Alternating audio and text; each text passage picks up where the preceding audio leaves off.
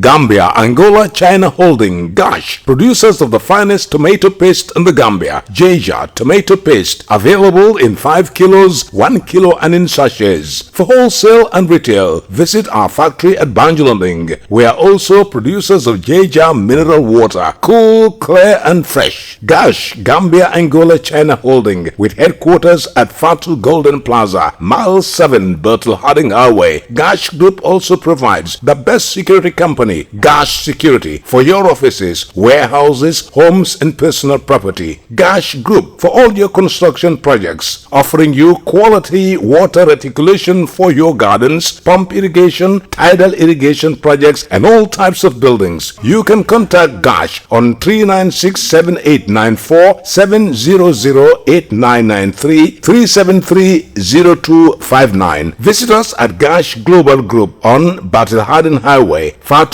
Golden Plaza. Our website www.gashglobal.com. Gambia, Angola, China Holding, Gash. Sophie Milk ñu ngi fété juróom benn ati cafka bu dul dañ ñoo leen indil Jalika full cream milk powder neex saf sàpp te bari cafka pour di leen jërëjëfati si ni ngeen defee Sophie Milk seen favorite milk brand léegi mun ngeen a jëfandikoo empty Jalika milk sachets wala carton pour gagner ay xéewal yu riche pour gagner motorbike dajaleel fukk ak juróomi empty carton yi Jalika milk pour gagner yeneen xéewal yu mel ni PlayStation 4 TV fridge freezer, gas cooker, bicycle wala mobile phone. dajaleel fukk ak juróomi empty Jalika milk sachets def leen si biir enveloppe binda si sa tur ak sa téléphone number. mun ngeen ko yóbbu si bépp Jalika milk agent bu leen gën a jege. pour xam bi si raful yi dem leen Jalika milk Facebook page. Jalika milk mooy meew bu ees bu leen so fi indil gën a neex saf sàpp te riche.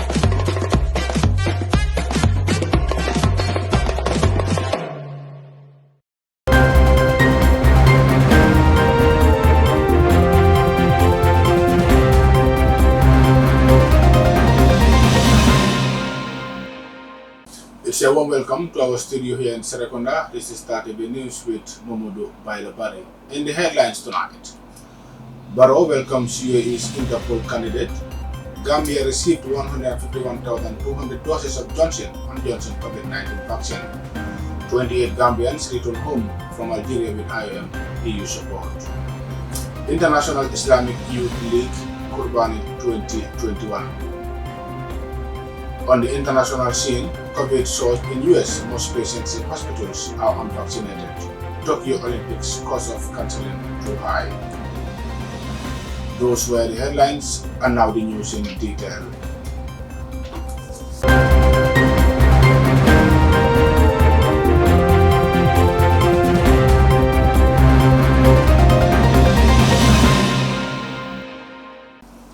His Excellency President Barrow yesterday received General Inspector of the Ministry of Interior of the United Arab Emirates UAE, Major General Dr. Ahmed Nasser Al-Raisi, at the State House in Banjul. Modi El-Baji was at the State House. General Nasser al-Rashid's visit was meant to express his appreciation to the President and the government of the Gambia for the support accorded to him as the official candidate for the UAE vying for President of Interpol in 2022. General al-Rashid was accompanied to the President by the Inspector General of Police, Abdoulaye Sanyang, Minister of Interior, Honorable Yankuba Sonko, and the Minister of Foreign Affairs, Honorable Mamadou Tagra. General al-Raisi highlighted that the partnership between the two countries will help strengthen peace and security in the Gambia and beyond its borders. He added that his discussion with the President centered on shared priorities for international security and policing, especially the critical role of Interpol in supporting regional policing efforts.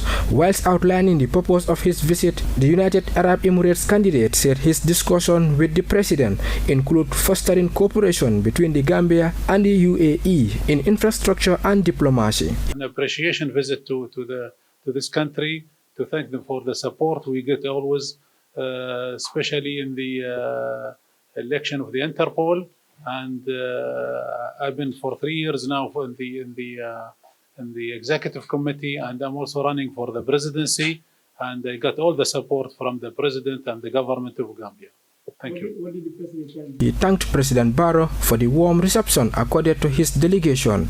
Raisa is an expert in forensic management and international anti-crime cooperation. However, he is a career police officer with a vast administrative experience in international policing and cybersecurity.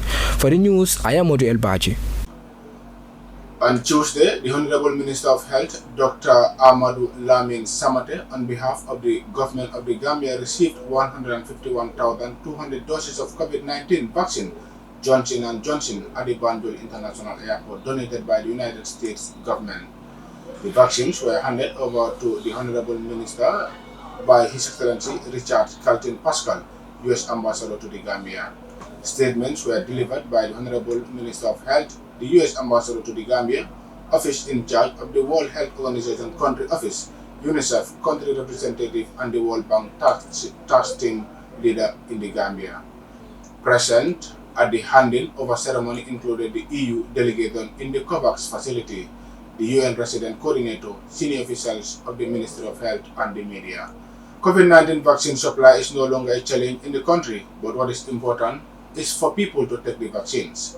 The Johnson & Johnson is a single-dose vaccine that needs to be taken by all people within the set criteria. The vaccine will be delivered through fixed health facilities and strategic locations in communities by the vaccination teams. The International Organization for Migration (IOM) facilitated the voluntary and safe return of 28 Gambian migrants stranded in Nigeria through a special return flight. Omar Job reports. Made possible through the EU IOM Joint Initiative for Migrant Protection and Reintegration, founded by the European Union, the return movement also comprised of 9 unaccompanied minors. Prior to the movement, IOM established contact with their families to ensure their safe return. All beneficiaries were assisted with remote identity verification through virtual interviews and subsequent issuance of emergency travel documents. With the crucial support of the government of the Gambia, I was in Algeria since 2018. My purpose of living was to go to school and study. While I would work to make a living, life was not easy, remarked Lamin. Now that I am home, my future plan is to further my studies in business and information technology. The Gambia also served as a transit point for 19 Senegalese and 16 Sierra Leone migrants. The Sierra Leone migrants continued their travel on commercial flights, while the Senegalese migrants continued their trip home via land. IOM provided virtual transit assistance, including temporary accommodation where needed, verification of documents, and assistance with exit procedures. Prior to departure, IOM staff in Algeria provided all returning migrants with pre-departure counseling service, vulnerability scanning, health checks, and facilitated COVID-19 PCR tests. Through the return process, COVID-19 prevention measures were diligently followed in line with international standards. Returnees were provided with masks, hand sanitizers, and COVID-19 information materials in different languages. As part of its continued support to the protection of migrants, the European Union is proud to contribute to this safe and dignified voluntary return of Gambian and ECOWAS migrants to their countries. We thank the Gambian authorities for facilitating these returnees from Algeria, especially in the context of the COVID-19 pandemic that has disrupted transport on the continent. With our partner IOM, the EU will support the returnees in their reintegration into their communities, said His Excellency Corrado Pampaloni, the EU ambassador to the Gambia. In light of continued pandemic-related restrictions, travel remains challenging for many migrants around the world. Arts Fomingo Nagano, IOM's Chief of Mission in the Gambia, this has delighted the life-saving nature of IOM's assisted voluntary return and reintegration, which provides a viable option for migrants who wish to return home but need assistance to do so. Upon arrival in the Gambia, returnees received a comprehensive orientation on the process of receiving reintegration assistance, which may include economic, social, psychosocial support tailored to each returnee's needs. Since 2017, IOM has supported the return and or reintegration of over 6,000 Gambians stranded along key migration routes and destination countries. For Star TV, I am Ahmad Job.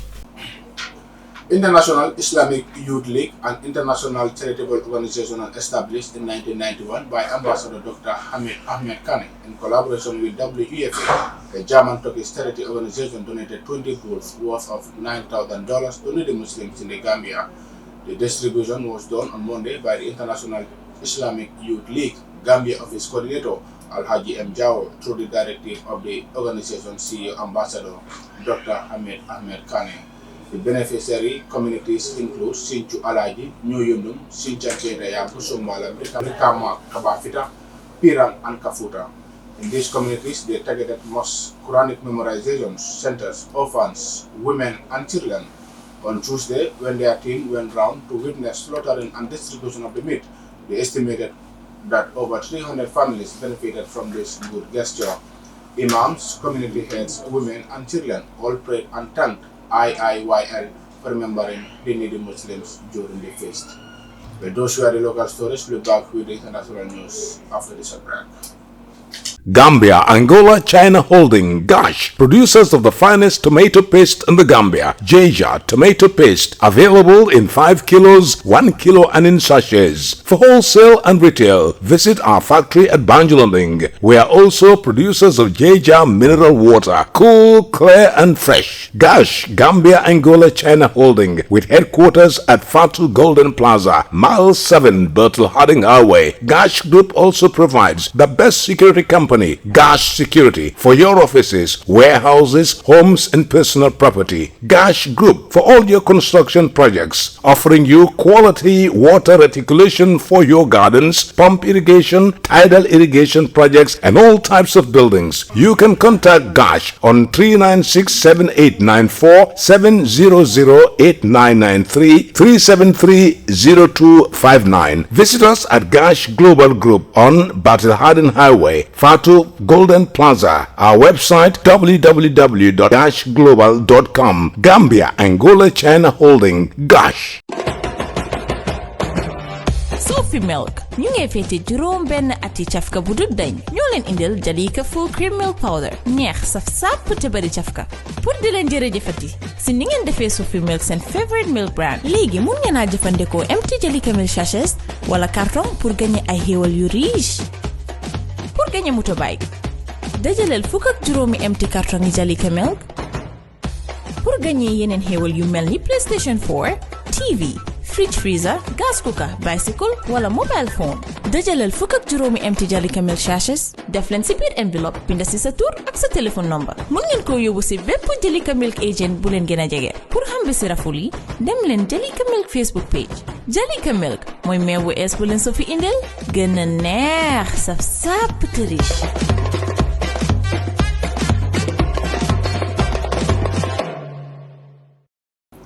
To the international news now, the average of COVID-19 infections in the United States is up more than 50% compared with a week ago. Vaccines are widely available, but many people are refusing to take them. Al Jazeera's White House correspondent Kim Bagley reports. Renewed warnings from the White House urging all Americans to get vaccinated as cases of COVID continue to spike, up 35% from last week, and deaths up 26%. The Delta variant is more aggressive and much more transmissible than previously circulating strains. It is one of the most infectious respiratory viruses we know of and that I have seen in my 20-year career. The U.S. Centers for Disease Control says 83% of all new U.S. COVID cases are linked to the highly transmissible Delta variant. For now, the White House mask policy has not changed. Currently, only unvaccinated people need to wear a mask, but officials are discussing whether to change that. So if you're in an area that has a high case rate and low rates of vaccination where Delta cases are rising, you should certainly be wearing a mask if you are unvaccinated. The White House is also continuing to work with social media companies to tamp down on what it calls vaccine misinformation.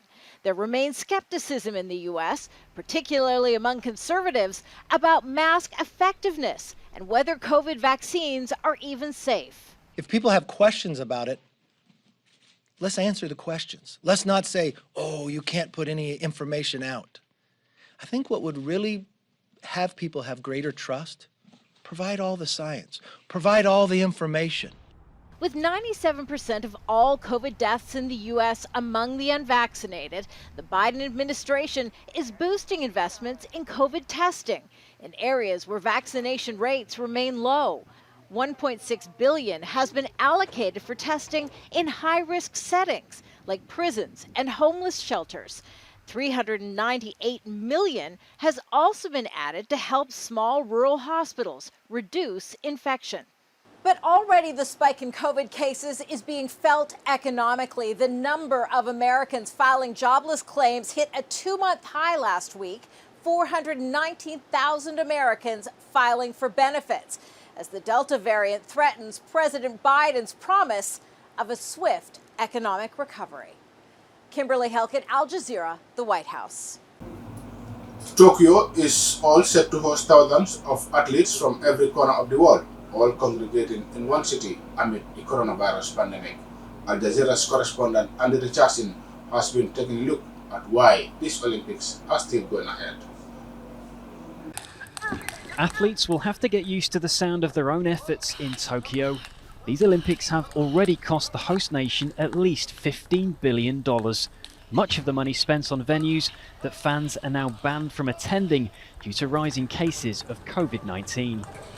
The cost, is being shouldered for the great part by the people and not really by the government. And so people are really getting sick and tired of having to make so much sacrifice. So you really do have, a very sort of divided society, and maybe ironically, united in opposition against the Olympics.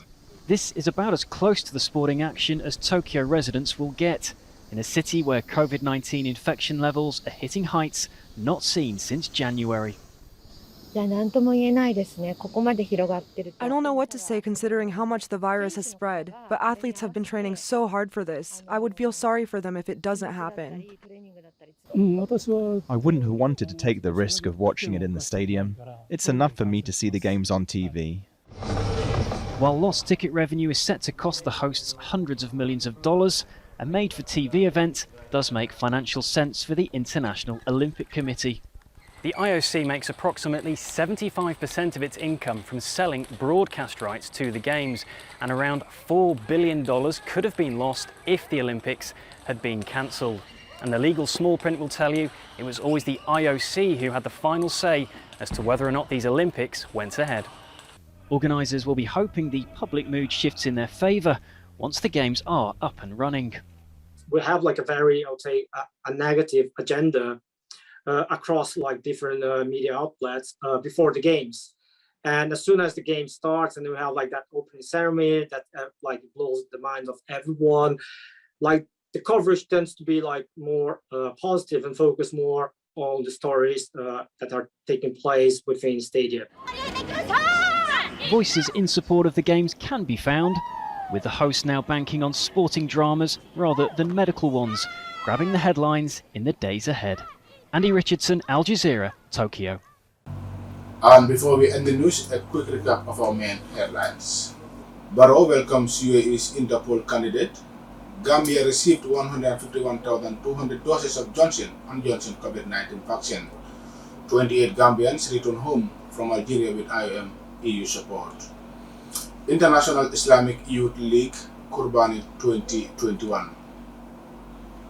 On the international scene, COVID surge in US, most patients in hospitals are unvaccinated. Tokyo Olympics cost of cancelling too high. Well, that's all for this edition of the news. Do join us next week for more news. Please stay tuned and enjoy the rest of our programs. Until then, thank you very much for watching and have a blessed weekend ahead.